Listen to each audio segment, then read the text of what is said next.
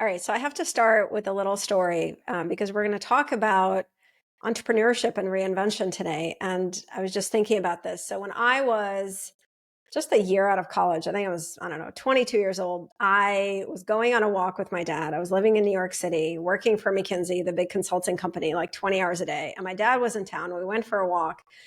And I said to him that I wanted to write. I had this like desire to write a book about our journey as refugees. And I said, I want to write. And he said, there's a saying in Russian, and he said it in Russian. I'll translate.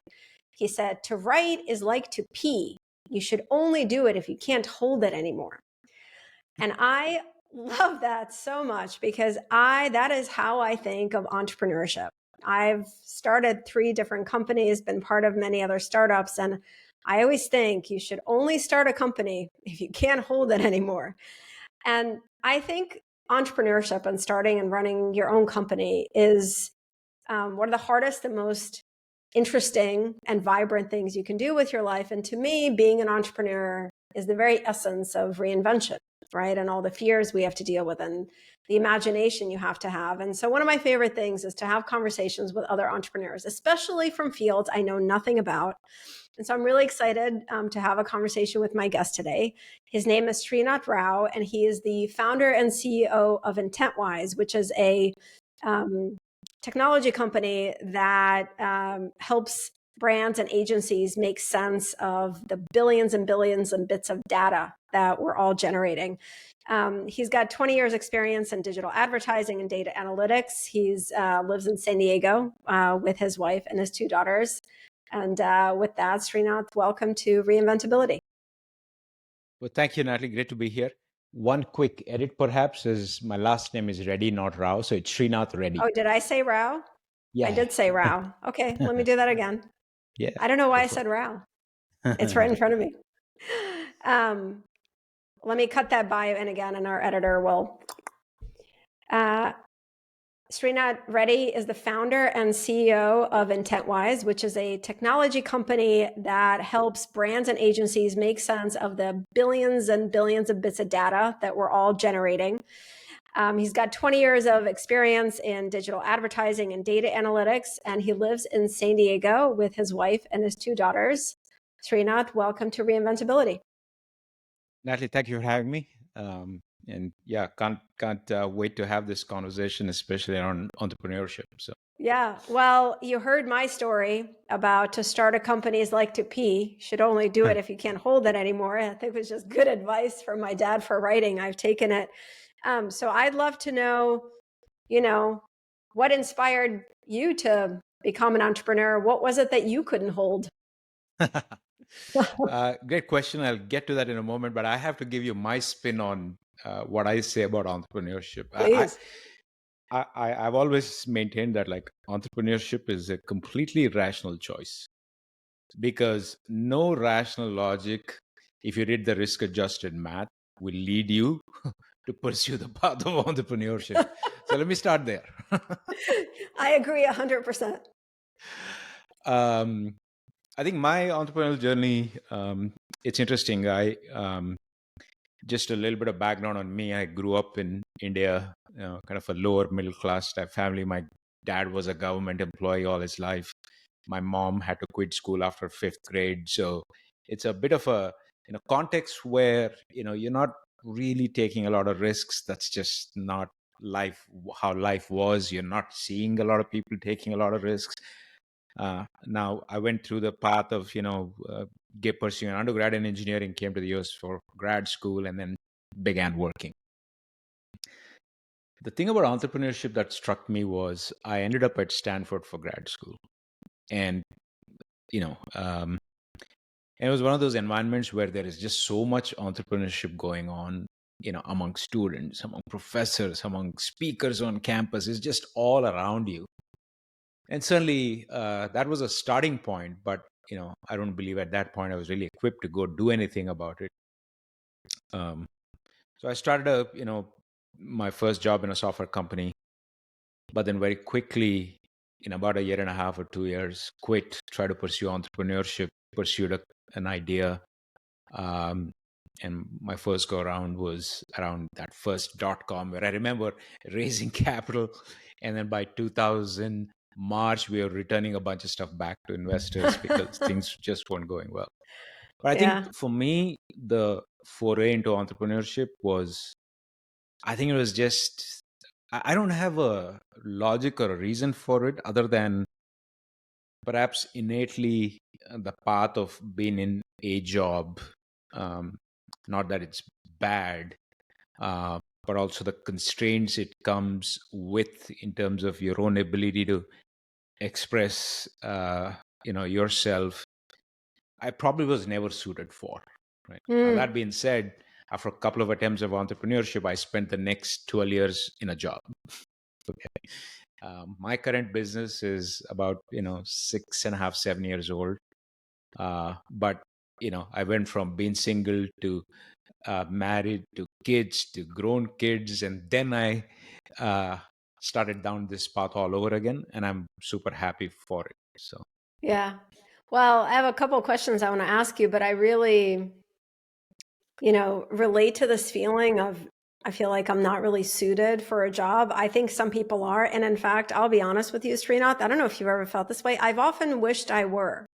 I've often yeah. wished that I could so I was at this company, I was running product and experience for this company called Where. It was a startup. It grew very fast. And then I didn't join at the beginning. I joined when it was a bigger startups. And then we sold it to PayPal.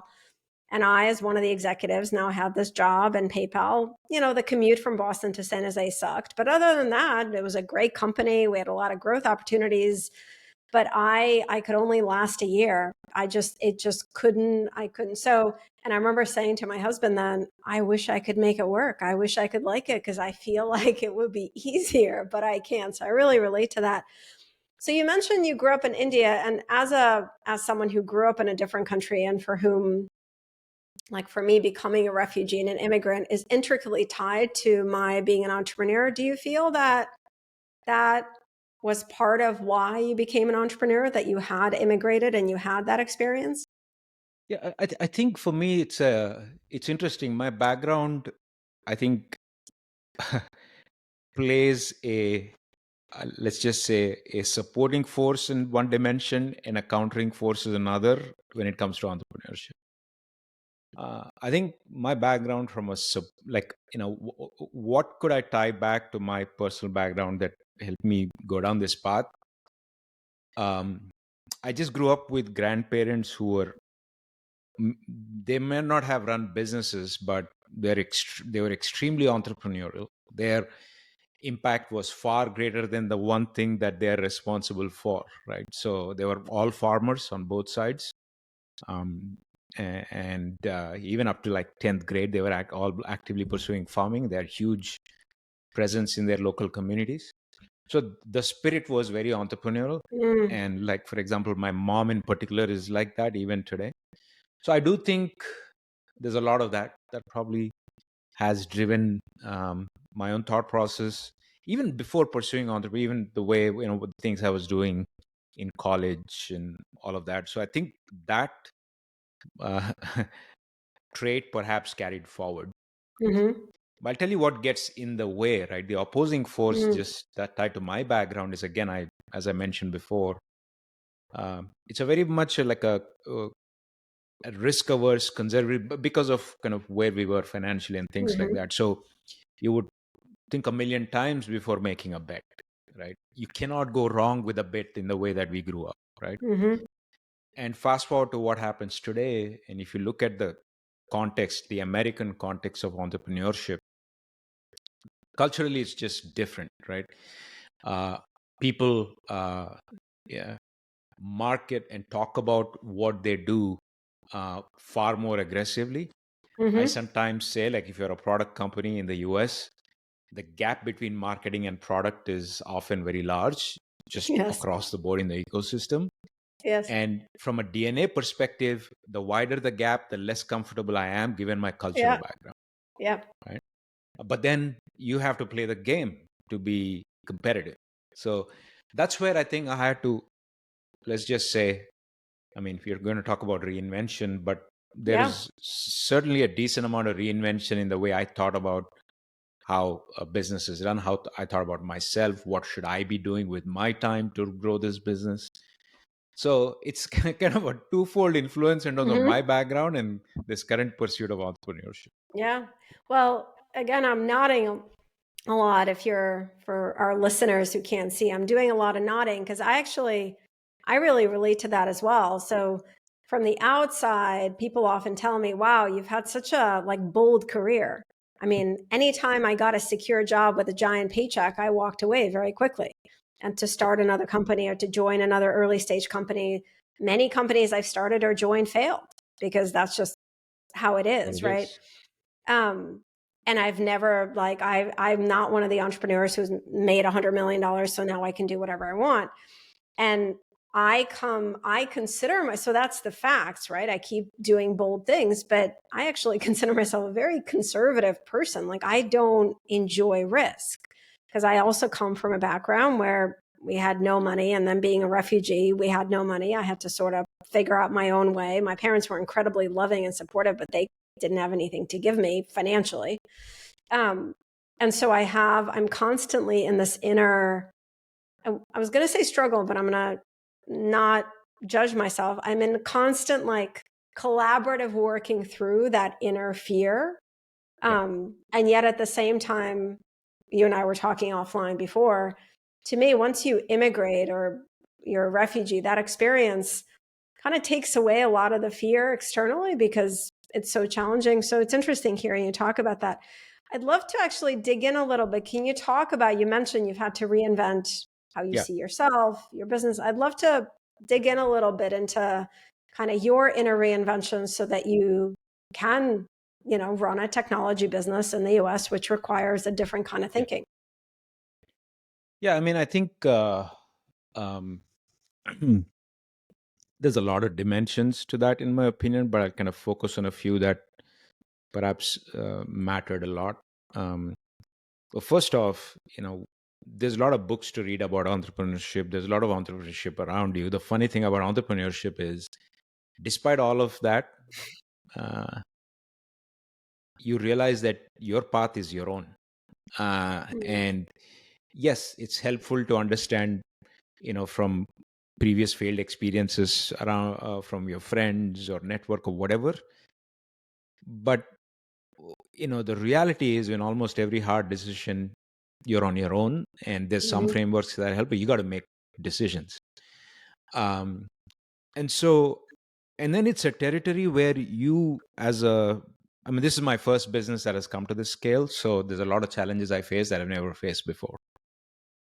So in essence, the switch from my job, where I knew 99% of what had to happen. It's a reasonably large public company. There's nothing fundamentally different that we are doing or I'm expected to do on a day to day basis. And so there is no hard decisions, no unknowns, nothing. You come, you do your stuff, you go home, right? Mm-hmm. And to this new world, new environment where it's the exact opposite. 95% of what I do today, it's unknown. You Mm-hmm. make bets, you made educated bets. So this switch to this context where you don't know most things and basically telling yourself that's okay and just go ask. And my job now is not to know everything, but to shorten the path to knowing. Mm-hmm. That's a fundamental shift. And so it took some time, but what that also does is, over time, as you do it long enough, you're not phased by any situation anymore. It doesn't matter, you know, whether it fits a construct that you have solved before or not. You can get through, right? So that mental switch of, you know, being unfazed in most situations is a big change. I mean, I would have a hard time going up on stage and presenting in front of 50 people, right? Um, and by the way, that's another dimension of change. So I was talking about like how culturally m- Mm-hmm. marketing takes a very different form here compared to where I came from, But what I realized along the way is, look, I come from a technical background. Mm-hmm. I have as much or more technical depth compared to most peers in my space. What I don't do is share that with the world or let the world know I exist. And that ties back to how does this business grow? And the other aspect of my business, we are a SaaS business at a reasonable scale, but we never raised institutional capital. So how do you compete with competition that has raised money, are Mm-hmm. bigger, right? Uh, and you don't have cash to go throw stuff at the problem. So how do That's you right. compete? So you got to reinvent.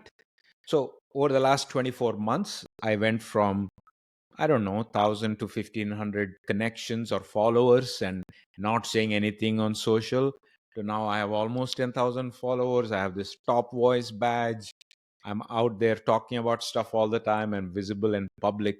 But for me, that was not a natural outcome. That is a very deliberate, forced, thought through outcome that required a lot of discipline for someone like Mm-hmm. me, and a B, a lot of getting over myself, eliminating my own mental hurdles, not anybody else's, my own.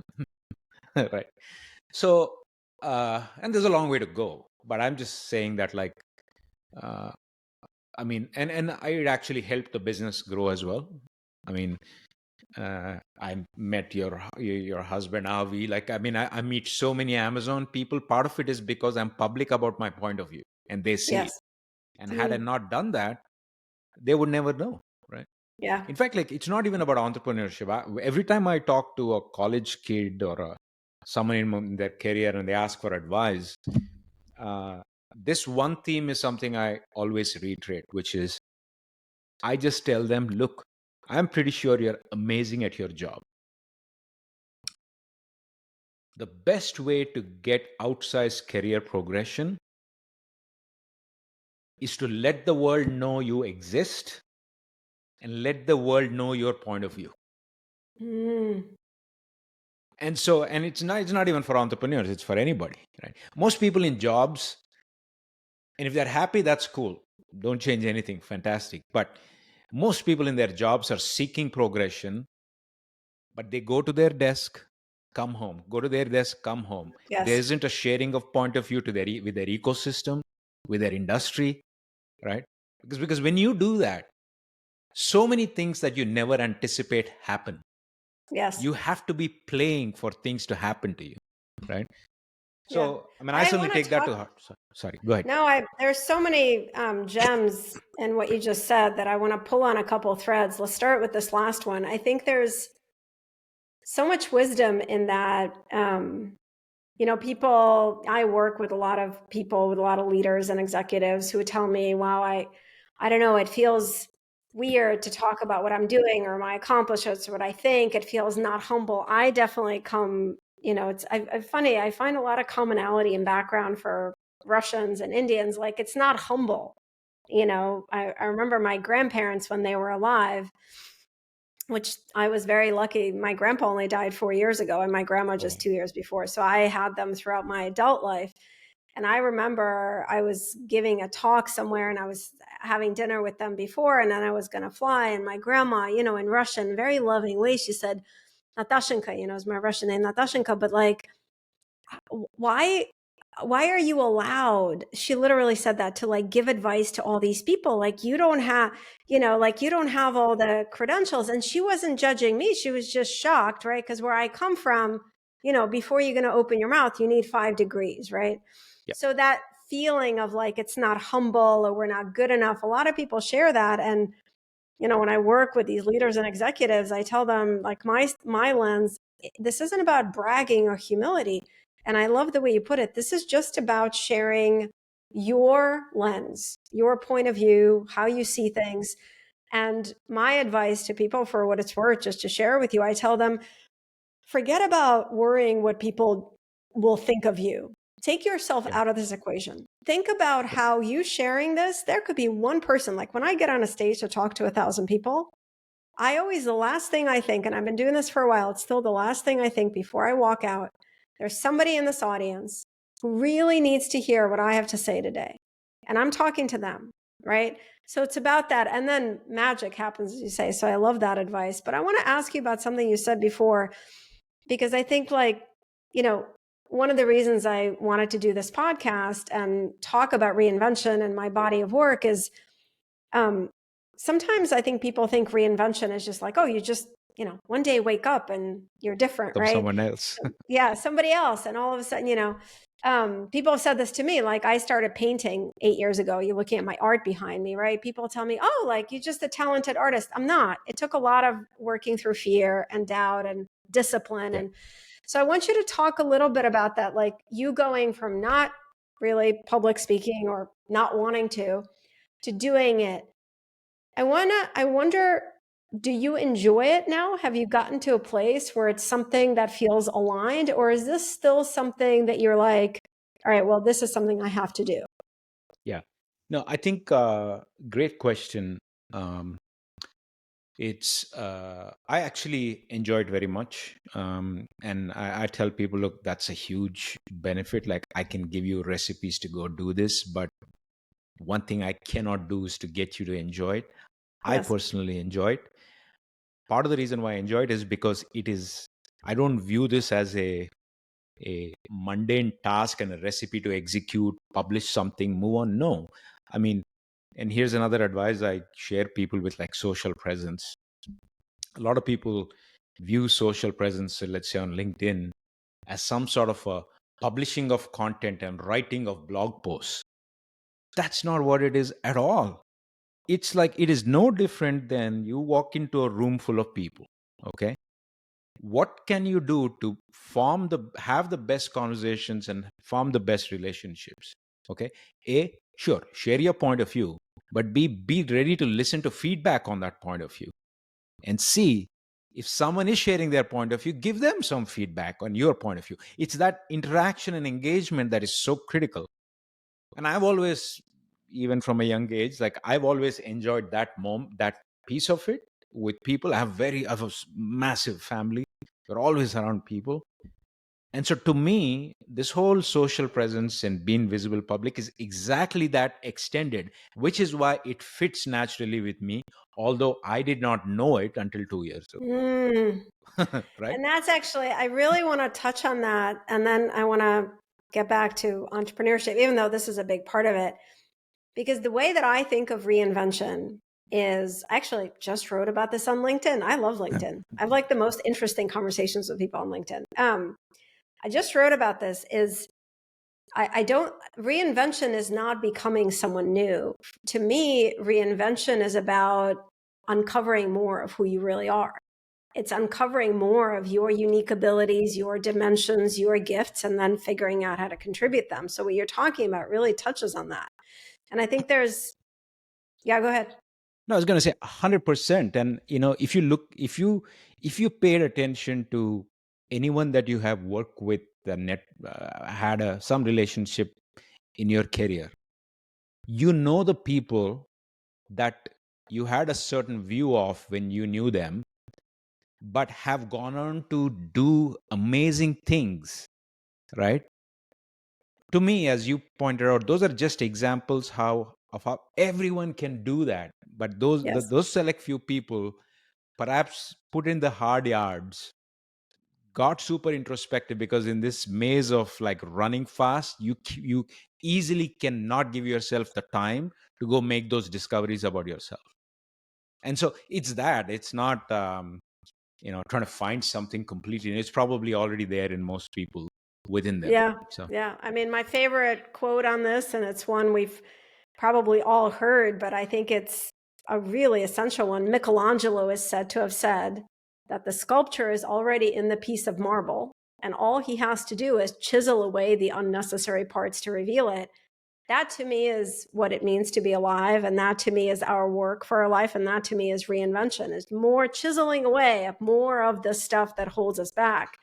So on that, I want to talk a little bit more about your entrepreneurial journey. And maybe you would share some of the other kind of inner reinventions you've had to go through in order to really embrace this, as you said, completely irrational. And I agree, by the way, completely irrational, incredibly challenging, constantly uncertain experience. yeah, so and I think just talking specifically about running a business, here's the other thing that was interesting to me. Like, we are suddenly bombarded by content and messaging around entrepreneurship that very much, especially even in the tech world, very much has the Silicon Valley playbook, which is quickly raise venture capital money and go at the problem, right? Now, I don't want to be the person to say that's bad. No, that's not even the point. The point is, entrepreneurship can take many forms. One form is the Silicon Valley model, right? There are many other forms, and depending on what kind of business you're running, it took me a while to understand that. But I'm so glad I did, because that drove a bunch of choices about the business that otherwise I would have done the same thing that I read a million times when I was in my day job, which is build a PowerPoint, pitch to VC, pitch to 100 of them. Maybe one of them will give you money, and maybe you go do something, right?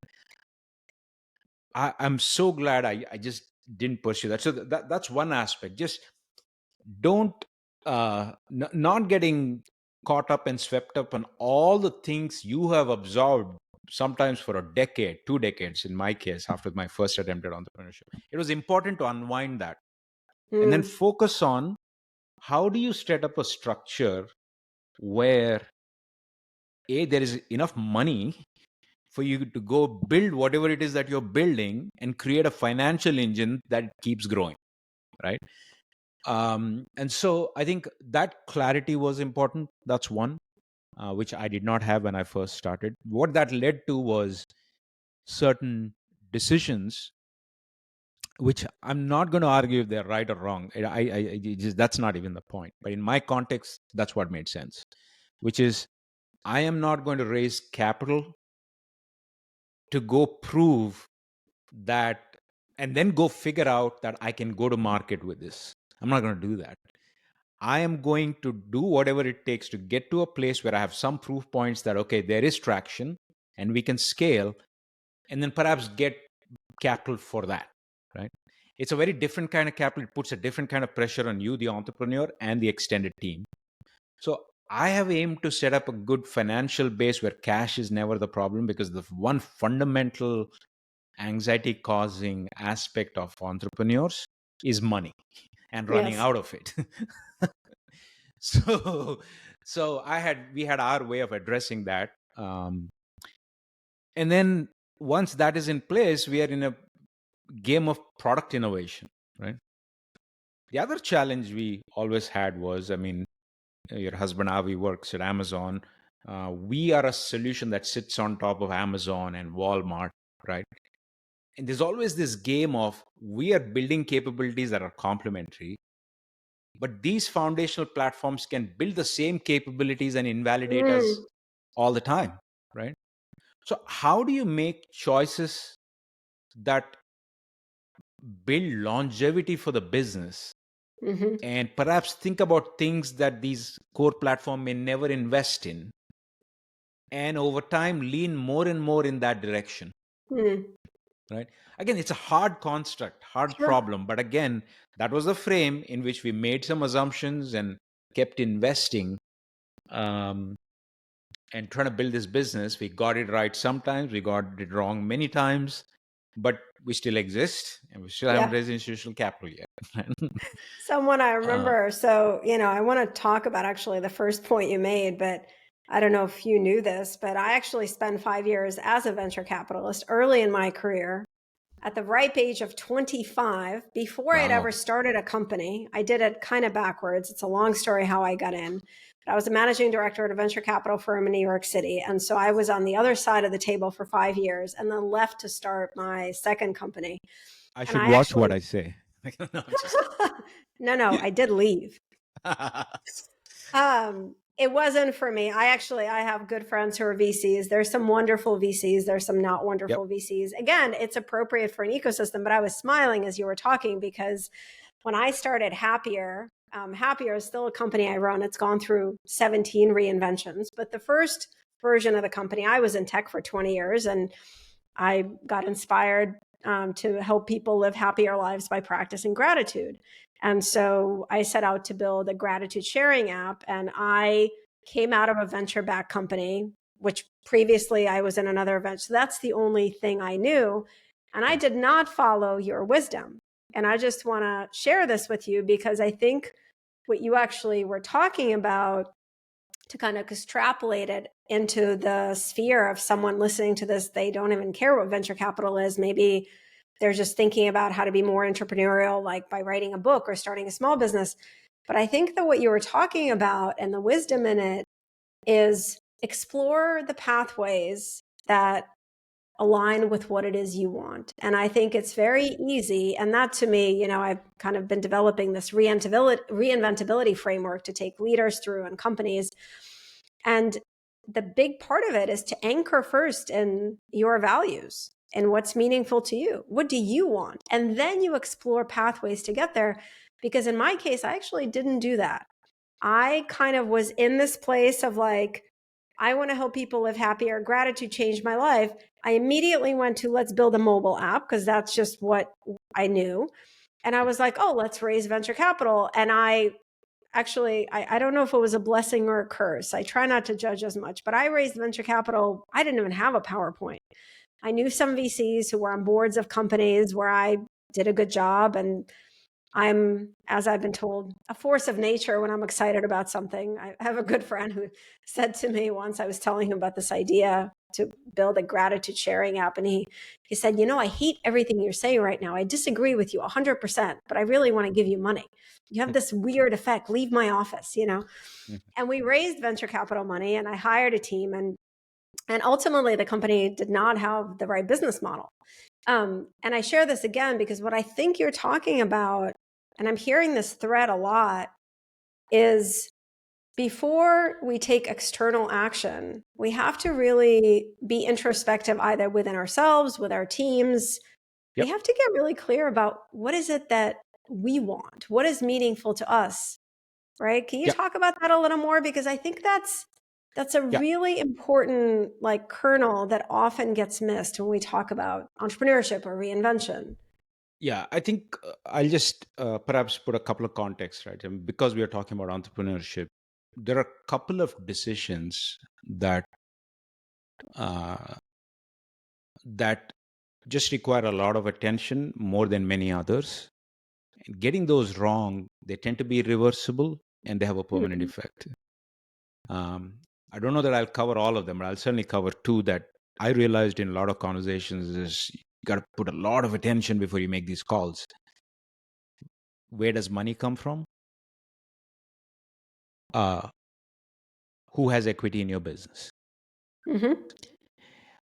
Two foundational things, and the way at least I distill this down is, on the equity piece, remember that what seems like today in terms of who adds what value could be very different from what happens 3 years from now. What sense does it make to be making decisions today as if you know exactly what will be in 5 years from? So be very careful because you lose control, and the very purpose of why you're pursuing entrepreneurship goes out of the window, right? And money, same thing about control and controlling your destiny. You can take money from friends and family. You can take money from VC. Be clear on why the money is coming to you. If it is right, and I'm not saying one is right versus wrong. Remember, VCs are playing a portfolio game. You need to be one of 10 players that need to succeed. Right? I'm not sure that they care about everyone succeeding. Remember that. Right? So I think those two decisions, super important. And back to kind of core values, like you just have to decide, like, what are you trying to do here? Are you trying to build a stable, sustainable business? Actually, before that, do you sleep well at night? And if you don't, what gets in the way? Make sure nothing on this path of entrepreneurship gets in the way of that, right? Just be clear. What are you doing? Are you selling a grand vision and trying to raise capital? And are you comfortable doing it? Then great, do it. Just be clear in what you are. Like I would never be the guy who would go sell a massive vision without a lot of proof point and raise a ton of capital. I will never do that. Right? I'm not that person, but there are others who do and have been very successful. Just be clear on who Mm, you are. mm, um, I give that advice, but I also want to be watchful. But that doesn't mean you don't take risks. yes. You should, but make sure whatever you do, the very reason why you started to pursue entrepreneurship is not going out of the window. Because if you Mm, make some of these decisions and get them wrong, your entrepreneurship path can be worse than the worst day job you ever had, mm, because you can't unwind, you can't get out, you're yeah. stuck. Yeah. Yeah. You um, just said something. I literally felt like, what did I feel? It was like this, I don't know, I had this like visceral memory that I want to share. Um, I don't think I've said this out loud to anyone other than my husband. So I appreciate like this coming up. I remember very clearly the moment for Happier. So we didn't raise a lot of money. We raised 2 rounds of 2 million. It's a lot of money to me, but it's not a lot of money when it comes to venture capital. And I remember like the moment when the first raise, when the money hit the bank, I literally had the screen open. The investor said the money was being wired, and I saw it hit. And, my team, I shared it with them, and everyone was very excited.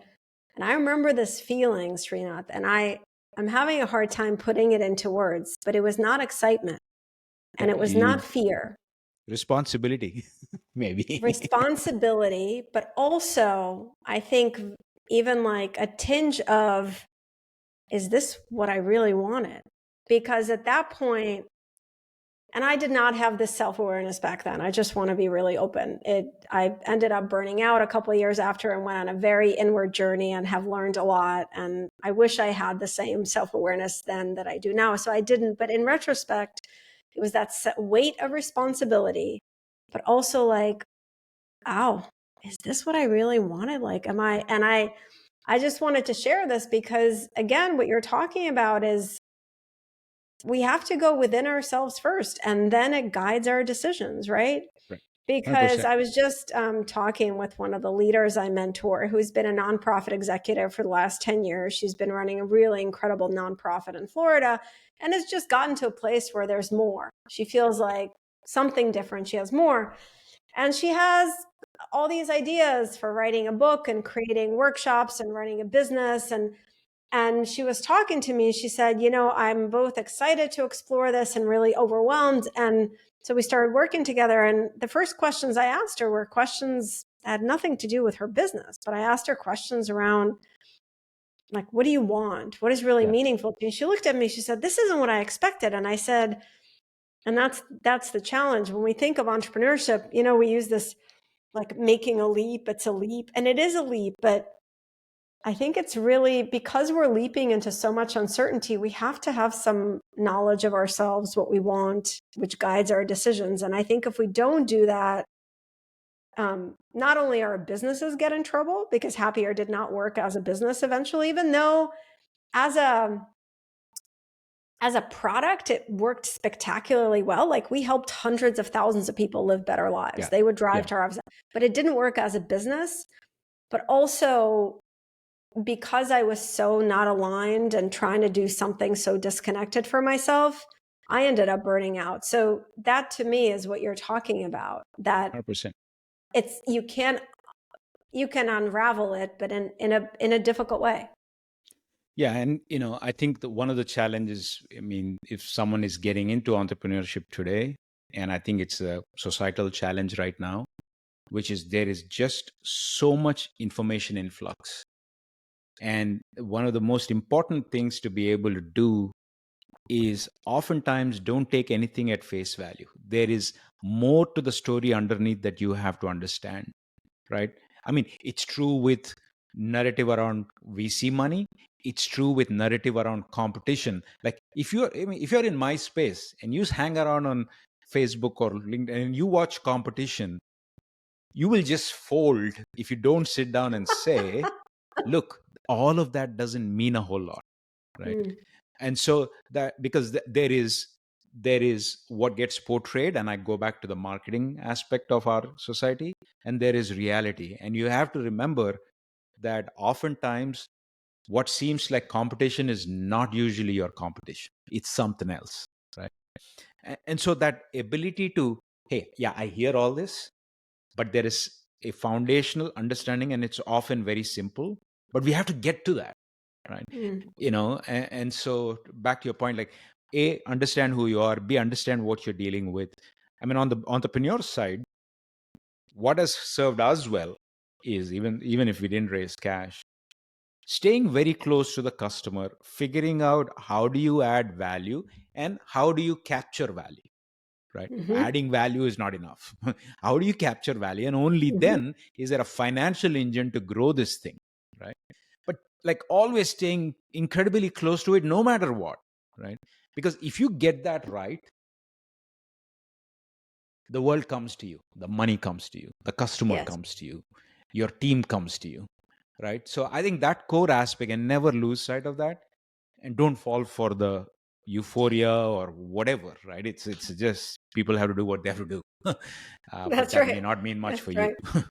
That's right. It's both the euphoria and it's kind of two opposites. It's either the euphoria or like it's all struggle. It's like it's either all horrible or it's all amazing. I compare this a lot to motherhood. I remember, when I was pregnant, I mean, thank God that the internet was not yet, it was there, but it wasn't, there was no social media. I'm actually Yeah, grateful for that.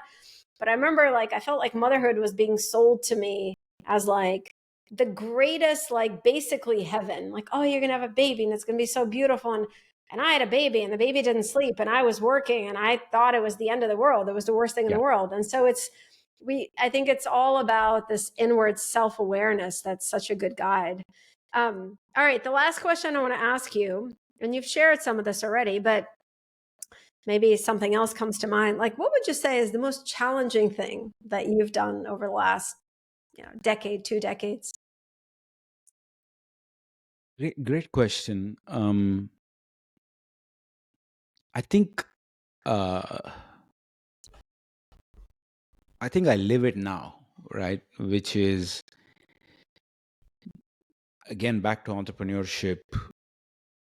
There is a need to spin many plates at the same time and keep them spinning, right? So in any given day, I have to sit and think about product roadmap, financials, customers, team members, strategy, and a whole bunch of tactical things I can't even list here, right?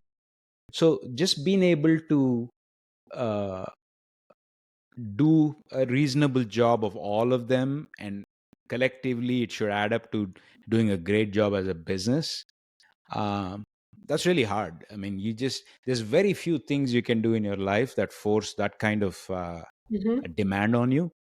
Now I feel like maybe, like, politicians face that, I don't know. I just, like, there's a few. Motherhood. Again, the only other Motherhood, yeah, one is motherhood, motherhood. Really, that right? for me, being running my own company and being a mother, very similar experience. You have no idea Yeah, what you're so doing, and yet you're responsible for everything. Yep. you're responsible for everything, and most importantly, I mean, we went from one person to we're about 80 plus people now as a team, and you have to have a demeanor of stability no Hmm. matter what is going on, not because you're falsifying what is going on, because, like, to have a bunch of folks doing what they're doing in a calm, stable way, you, the leader, have to portray that no matter what is going on in your head, right? So I would say that combination of dealing with so many things all at once while maintaining a sense of stability for everybody around you, including your family, by the way. um, and things happen to you, they don't wait. Your personal life things happen to you, they don't wait for your beautiful entrepreneurship journey to be successful. They don't. They're No. all happening at the same time. I think that's hard. uh, Yeah. and so, yeah, I would say I would say that would be the challenge. Yeah. Yeah. And and having the I remember my father. So my father's he's a scientist and he's run his own innovation company. They help companies invent and innovate for 25 years. And I remember he said to me years ago, and at the time I had no idea what he was talking about because I hadn't yet started my own company. And he said, it's a really lonely job. And I didn't understand that because he had a whole team around him. I knew them. They were at the house. And I understood it because ultimately the heaviest backpack of responsibility, even if you have a great team, is on your shoulders as you're spinning the plates. So now I have a visual. We're spinning That's the my plates visual. with a really heavy spinning backpack. the basketballs. That's right. With a very heavy backpack. That's called responsibility. Yes, that too. Yeah. Srinath, thank you so much. I've learned a lot.